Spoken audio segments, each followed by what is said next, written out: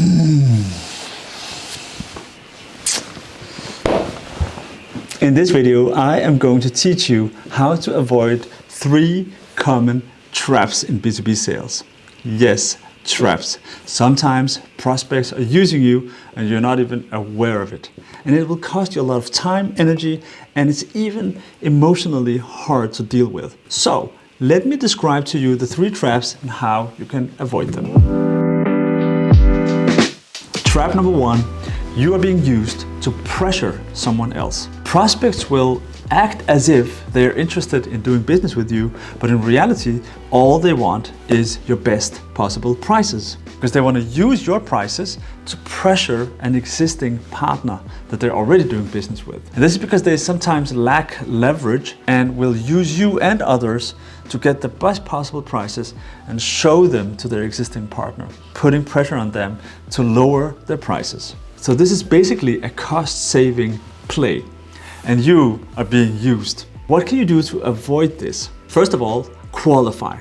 Always qualify. Ask questions. Try to figure out where the pain is. So if you don't feel there is any pain, you're not getting the information from the prospect, the narrative seems weak, that could be an indication that there is no problem. Basically, they're only trying to get your prices.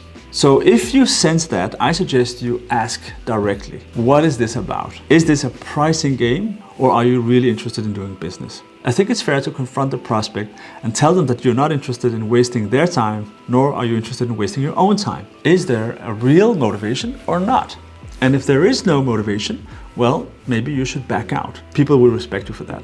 If you're new to the channel, my name is Red. My goal is to become your favorite sales coach. Trap number 2, free advice. This trap is really common. Prospects pretending that they want to do business, but in reality, they are not going to do business with you. All they're interested in is getting your free advice.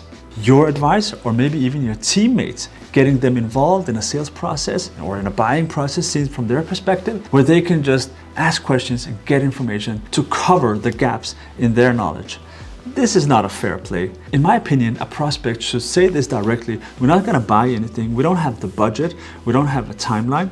All we're interested in is getting some information. Maybe we can do business with you in the future, but right now we actually need this information because it's a problem for us. So if the prospect is transparent like that, I would consider going forward and building a relationship with the prospect. Maybe there could be business in the future.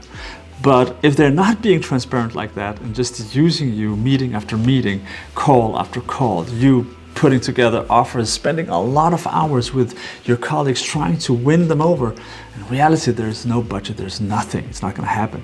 That's quite disappointing. What you can do to avoid this trap is, again, qualify. Qualify by asking the direct questions. Is there pain? How is this pain impacting your business?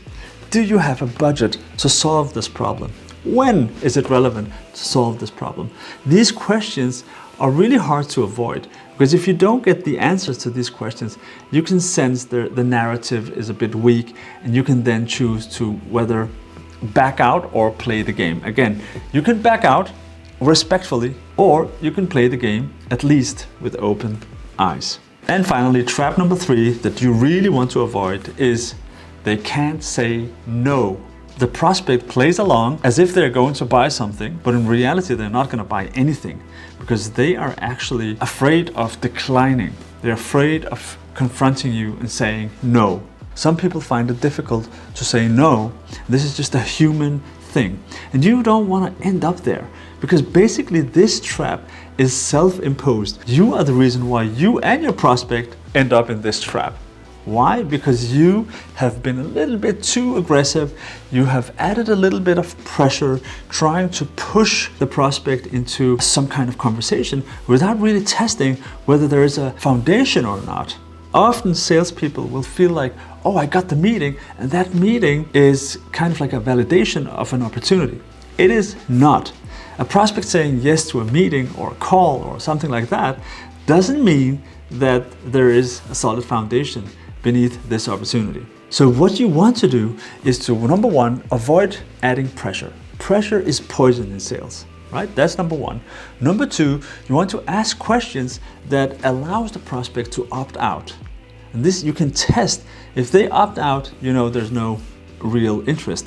But if they stay in the sales process, then you know there is something to work for. So you can ask questions like, is this solution going to solve a real problem or not?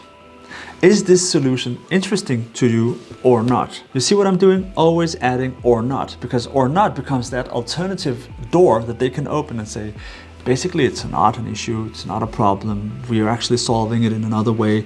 So in this case, they are going to opt out. So you want to be gentle and make it easy for them to opt out.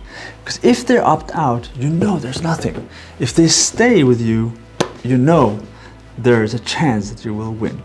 So there you have it, 3 traps that you can avoid by simply qualifying more.